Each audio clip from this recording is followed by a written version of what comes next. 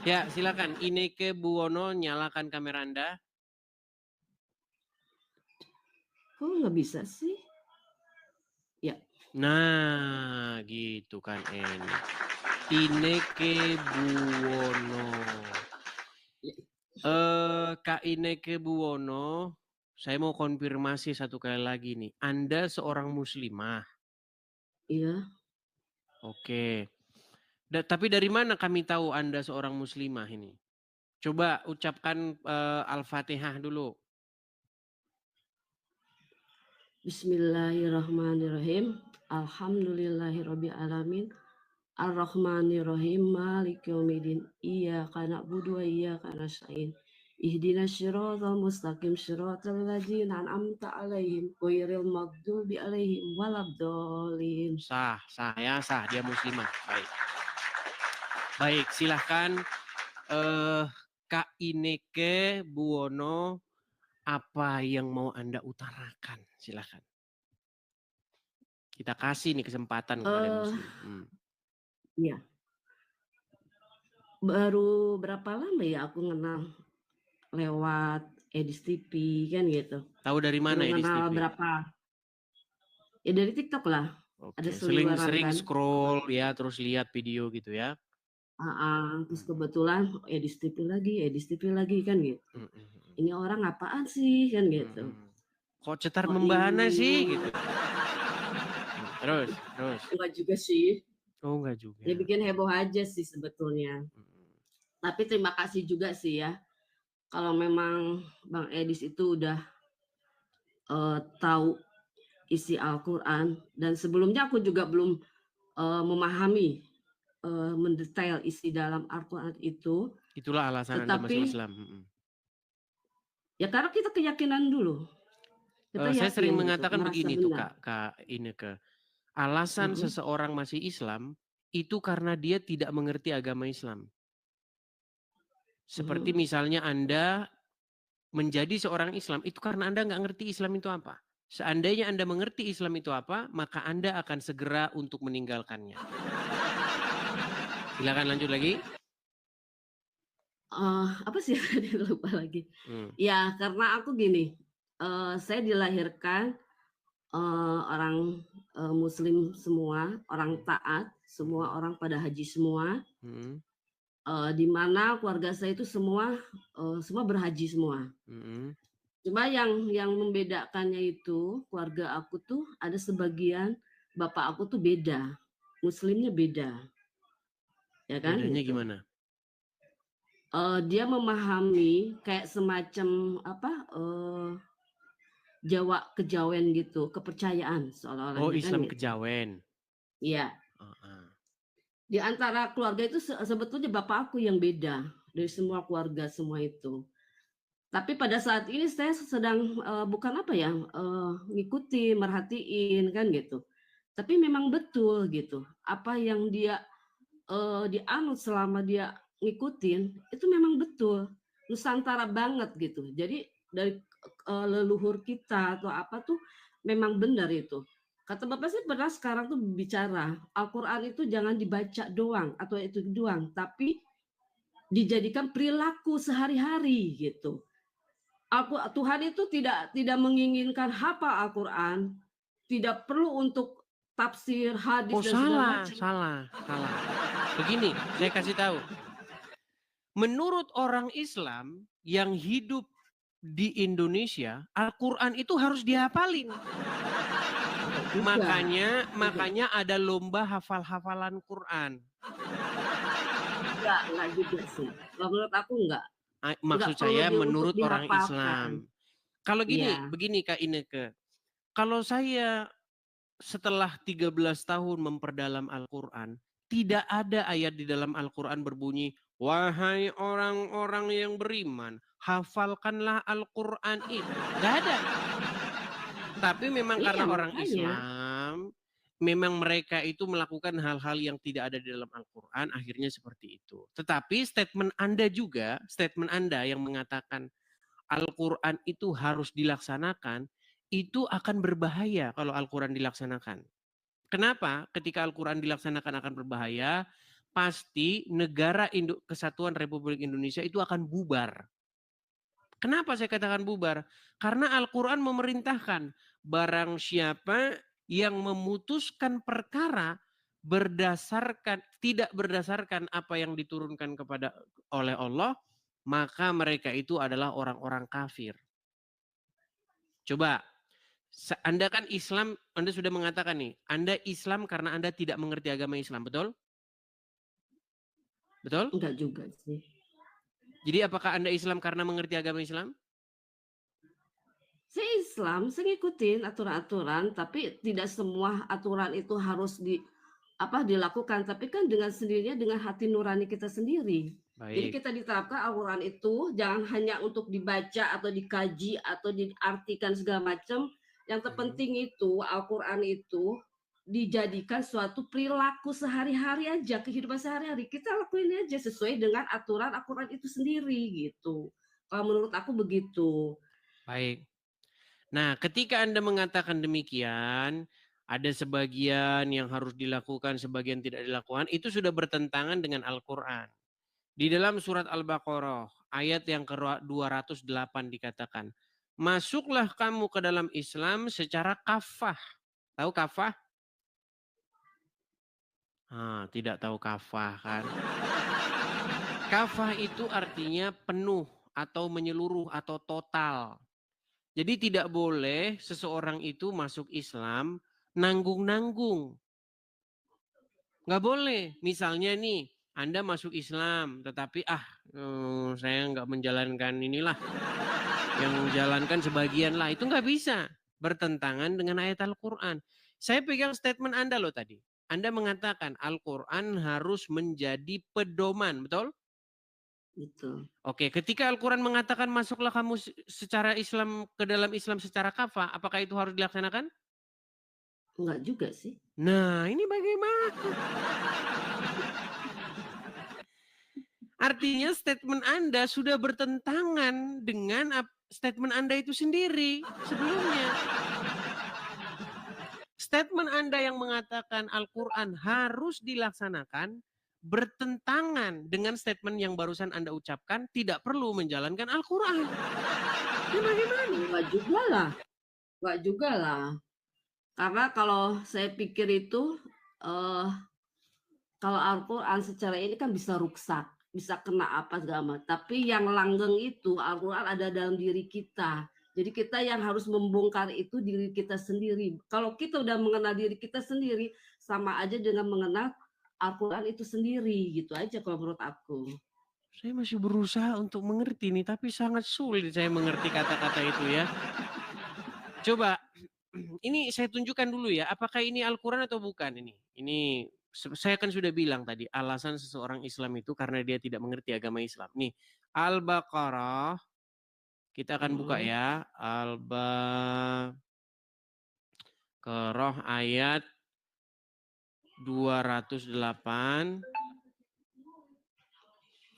Kita buka apa isinya. Saya balikan dulu kamera saya ya. Biar Anda melihat apa yang Al-Quran katakan. Nih. Ini surat Al-Baqarah ayat yang ke-208. Apa dikatakan? Hai orang-orang yang beriman, masuklah kamu ke dalam Islam keseluruhan. Janganlah kamu turut langkah-langkah setan. Sesungguhnya setan itu musuh yang nyata bagimu. Nih kita lihat tafsir-tafsirnya ya. Apa dikatakan di sini? Wahai orang-orang yang beriman kepada Allah sebagai Tuhan dan kepada Muhammad sebagai Nabi dan Rasul serta kepada Islam. Masuklah ke seluruh ajaran syariat Islam dengan mengamalkan seluruh hukumnya. Artinya secara totalitas. Masuklah ke dalam Islam sepenuhnya dengan mengamalkan segala hukumnya.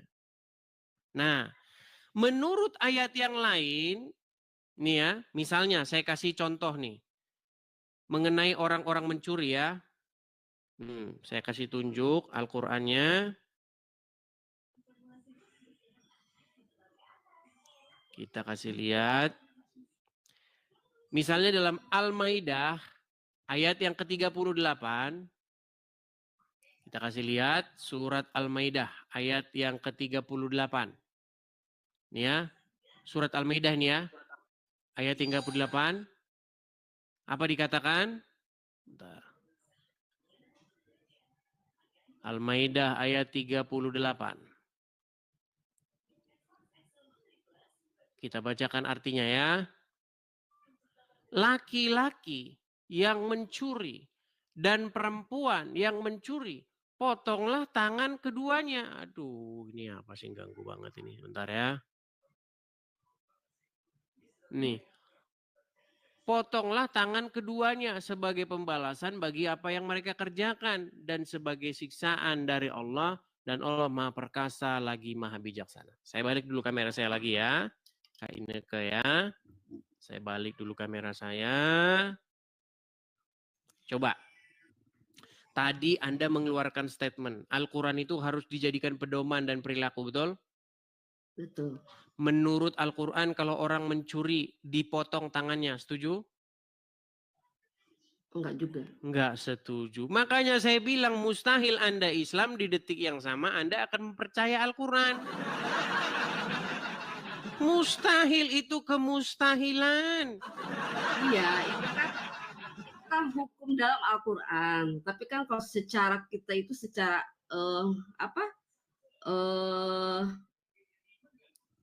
dohirnya gitu kan. Aturan itu kan manusia itu sendiri. Jadi kan kita ada aturan-aturan juga. Manusia itu sendiri. Sejak kapan Al-Quran itu manusia itu sendiri? Bukan, memang itu aturan Al-Quran. Tapi manusia itu sendiri bisa bikin aturan itu sendiri. Kayak semacam kan di Al-Quran memang di Arab tuh apa kan dipotong atau di apa, kan dipenggal atau apa yang curi. Tapi kan masing-masing punya aturan hukum. Kalau kita oke lah dihukum berapa tahun atau 5 tahun atau apa. Kalau untuk hukuman kayak gituan kan. Baik, saya kasih tunjuk lagi ayatnya. Memang mereka ini membantah Al-Quran sendiri. Baik ya. Saya akan tunjukkan nih di dalam surat Al-Baqarah ayat yang ke-47. Apa yang dikatakan? Dan hendaklah orang-orang pengikut Injil memutuskan perkara menurut apa yang diturunkan Allah di dalamnya. Perhatikan. Barang siapa tidak memutuskan perkara menurut apa yang diturunkan Allah, maka mereka itu adalah orang-orang fasik.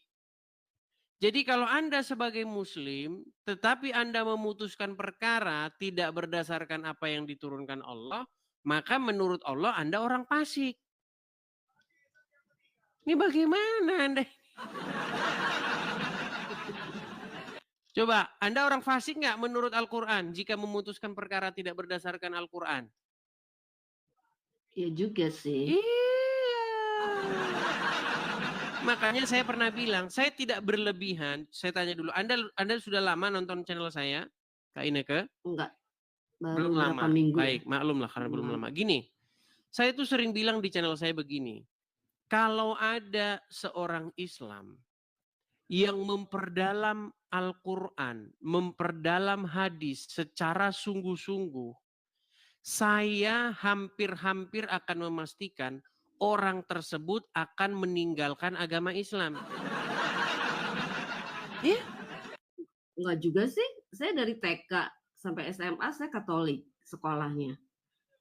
Buktinya Anda juga dari SMA, dari TK sampai SMA, sampai sekarang pun Anda tidak mengerti isi Al-Quran. Karena begini ya, oke lah, sebetulnya dalam hati nurani aku sebetulnya dari kecil memang kita mengagumi kayak semacam Isa Al-Masyir. Karena situasi keluarga dan segala macam semuanya haji, tapi ngikut. Tapi dalam arti sebetulnya aku tuh pengagum gitu, ngerti nggak? Pengagum Isa Al-Masyir. Karena apa kan gitu? Saya meyakininya gini. Saya juga pelajari kan mana yang bisa dimengerti dan mana yang nggak bisa di ini. Kebanyakan kan gini, oke lah. Karena yakinnya aku gini, Isa Al-Masyir adalah penyelamat dunia. Kan gitu. Oke, kalau memang Anda mempercayai Isa Al-Masih adalah penyelamat dunia, juru selamat dunia, kenapa Anda masih mengikuti Muhammad? Karena ajarannya bertolak belakang. Iya, sebetulnya memang itu, tapi kan saya tetap meyakini itu gitu. Sekarang ini tuh saya tuh sedang mempelajari apa yang, almarhum bapak saya yang, percayakan, saya akan baru kali ini ya, kayak saya lagi memperdalam itu, ngerti nggak? Jadi saya tuh pengen ngikut ajaran bapak aku sekarang itu. Jadi Oke, kayak semacam kemarifatan, syariat, dan torekatnya itu, saya sedang oke. mempelajari itu. Kita kasih Lima contoh. Kita kasih contoh. ya. Menurut ini kita yang ringan-ringan aja ya. Kalau yang berat-berat udah saya bilang teman-teman, susah kalau yang berat-berat. Jangan bahas sama orang Islam itu yang berat-berat. Mereka itu hanya dididik untuk menghafal-hafal tulisan Arab. Gini, Kak Ineke. Kalau Anda pernah mendengar selama Anda jadi orang Islam, betulkah Muhammad itu dikatakan sebagai nabi yang terakhir? Iya. Kalau terakhir artinya akan ada datang lagi nabi nggak setelah dia? Kalau menurut Islam sih tidak. Tidak ada. Tapi Anda kalau pernah ya, dengar cerita bahwasanya Isa Al-Masih akan datang lagi? iya, turun lagi, iya. Oke. Berarti kalau Isa Al-Masih datang lagi, maka kesimpulannya batallah Muhammad sebagai nabi terakhir, betul? Kalau secara logika iya sih. Iya, makanya saya bilang. Seandainya Isa turun lagi nanti, maka kesimpulannya Muhammad sebagai nabi terakhir itu menjadi informasi yang bohong. Coba bagaimana Anda mengimani hal semacam itu? Muhammad berkata, aku adalah nabi yang terakhir. Terus besok dia berkata, akan datang setelahku nanti Nabi Isa. Nah gimana? Katanya dia nabi terakhir. Ya itu, makanya saya sedang memahami, memperdalam dalam arti pengertian apa yang dikatakan Muhammad sama apa yang dikatakan nanti sesudahnya Nabi Muhammad itu akan datanglah juru penyelamat itu yaitu Nabi Isa kan gitu. Nah itu makanya aku dalam arti bukan dalam arti harus Kristiani atau apa. Jadi saya punya keyakinan sendiri, aku pengen mempelajari dulu gitu, ngerti nggak? Mempelajari dulu tuh apa yang sudah almarhum kerja apa yang dianut dia gitu. Baik, baik. Jadi baguslah ya. Semoga Anda memiliki waktu untuk belajar ya. Karena seperti yang saya katakan, Anda Islam itu karena hanya ikut-ikutan saja. Seandainya Anda mau untuk belajar agama Islam, mempelajari agama Islam, saya yakin semakin dekat pintu gerbangnya untuk meninggalkan ajaran tersebut. Karena memang apa yang diajarkan oleh Muhammad dengan apa yang diajarkan oleh Isa itu berbeda, bertolak belakang. Misal nih, saya kasih contoh misalnya. Kalau Anda mengikuti ajaran Muhammad, pasti Anda akan berkelakuan seperti apa yang diajarkan dia, betul? Oke, pernah dengar ajaran-ajaran Muhammad yang aneh-aneh? Banyak sih. Banyak, ternyata dia sudah mengakui. Ajaran Muhammad yang aneh-aneh dia sudah mengakui. Ya, cuma gini, sekarang itu kan banyak dalam arti Islam impor gitu kan gitu. Karena sebetulnya yang paling bagus itu yang mengimani bukan mengimani ya, yang bisa tembus ke dalam dirinya Tuhan itu sendiri yaitu para wali dengan Nabi Muhammad sebetulnya. Karena sekarang banyak Islam dipleset-plesetin atau ditambah tafsir-tafsir. Jadi kebanyakan itu ulama-ulama atau ustadz itu dia bukannya mempelajari isi dalam Al-Quran itu, tapi menafsirkan dia sendiri gitu. Sebetulnya yang aku pelajari seperti itu gitu. Jadi sebetulnya kalau memang ustadznya benar dia ngikut apa yang dikatakan Al-Quran sebetulnya bagus karena ini sekarang banyak imporan gitu apa Islam impor ya begitulah gitu jadi tafsir sama hadis tuh ya gitu karena tafsiran sama hadis kalau saya lihat tuh seperti itu aja sih. Baik. Oke lah. Intinya saya cuma mau bilang bahwa ya dalamilah dulu, pelajarilah dahulu. Karena kayak gini aku aja pakai cincinnya apa nih? Apa, nggak kelihatan? Salib. Oh ya? Iya. Tapi Anda Muslim? Muslim. Muslim kan takut sama salib, gimana? Ke siapa? Oke, Nabi Isa akan datang mau ngapain? Penyelamat. Dan dia ngapain? Menurut ajaran agama Islam? Dia akan memberikan apa akan yang mematahkan salib. Nah, gimana banyak dia? Bukan mematahkan, tapi menghancurkan para iblis yang bisa. Bukan, hadisnya berbunyi dia akan mematahkan salib. Waduh, berat. Oke lah, baiklah ya. Nanti ketika Anda mempelajari agama Islam, nanti akan Anda dapati bahwa semua satu sama lain itu bertentangan di dalamnya. Ya, karena saya yakin betul bahwa agama Islam itu dikarang oleh banyak orang dan satu sama lain membuat karangannya masing-masing.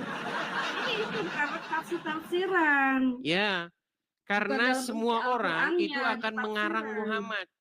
Menurut si Fulan dia karang. Kata Muhammad, saya ini disunat ketika saya sudah dilahirkan, saya dilahirkan dalam keadaan sunat.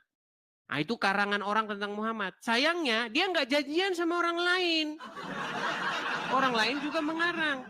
Muhammad berkata bahwasanya dia disunat oleh malaikat. Nah, satu bilang Muhammad terlahir dalam keadaan sunat.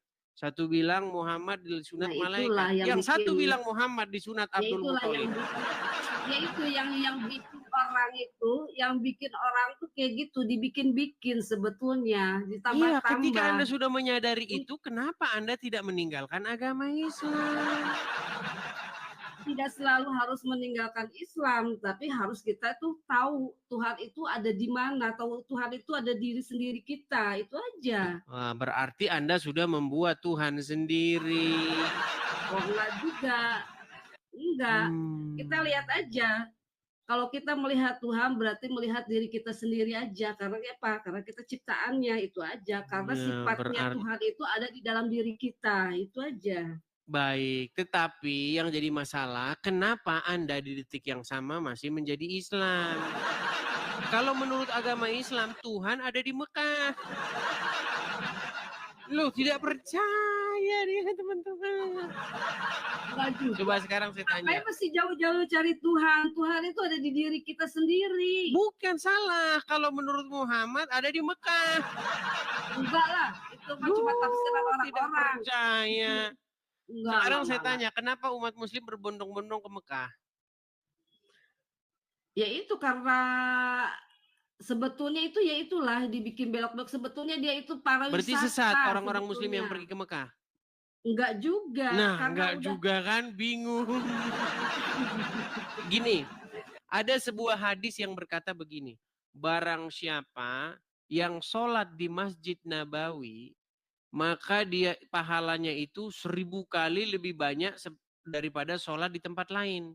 Kalau Anda sholat di rumah, ya pahalanya itu 1. Tapi kalau Anda sholat di Masjid Nabawi, pahalanya 1000. Nah, banyak orang muslim percaya. Nggak ngejamin sih. Kalau menurut aku nggak ngejamin juga sih. Iya, tetapi kalau dipikir-pikir secara mendalam, itu tiada lain tiada bukan adalah bisnisnya orang Arab. Ya itu makanya bukan begitu. Biar ngapa? Biar mereka berangkat ke sana. Ketika mereka berangkat ke sana, pasti keluar duit bayar visa, pasti keluar duit bayar hotel, pasti keluar duit bayar makanan. Mendatangkan duit gimana? Iya itulah, iya makanya aku belum begitu ini, makanya bukan dalam arti nggak percaya, tapi saya Nah itu juga statement Anda yang lucu. Kenapa Anda mengatakan bukan tidak percaya, tapi percaya tapi tidak percaya? Saya melihat Anda ini berada di dalam keraguan-raguan yang sangat luar biasa gitu loh. Percaya tapi nggak percaya, mengikuti tapi tidak mau mengikuti. Makanya saya bilang, mulai sekarang belajarlah untuk mengambil gitu. tindakan yang tegas. Itu aja. Gimana? Kebanyakan banyak yang bertentangan dengan ajaran-ajaran. Iya, ketika bertentangan itu bagaimana mungkin Anda masih terus mengimaninya? Al-Quran berkata, hadis berkata, ajaran Muhammad berkata, sholatlah kamu menghadap ke Masjidil Haram. Sementara Anda mengatakan sholat menghadap kemana saja. Ada nggak hadisnya untuk sholat? Sebetulnya bukan kewajiban juga itu sholat. Nah, bukan kewajiban sholat katanya.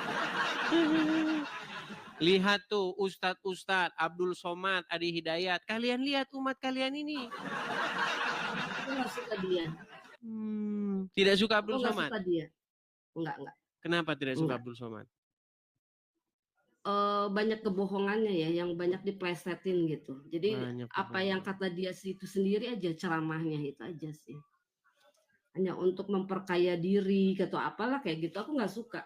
Terus terang aja. Abdul Somad dia tidak berani naik kemari diskusi dengan saya. Berarti aku dong yang berani. Iya, tapi sayangnya Anda tidak berilmu. Oke lah ya, kita bukan berilmu, tapi setiap aku mau ngomong hilang lagi, mau diucapin hilang lagi. Ya mungkin besok dicatat dulu ya. Artinya besok catat dulu, terus besok datang lagi kemari. Itu aja. Oke. Oke ya, kita berikan kesempatan kepada muslim yang lain dulu ya. Oke, makasih ya. Sama-sama Ibu atau Kak Ineke. Ya. Aduh, sungguh nekat. Yuk silakan muslim yang lain.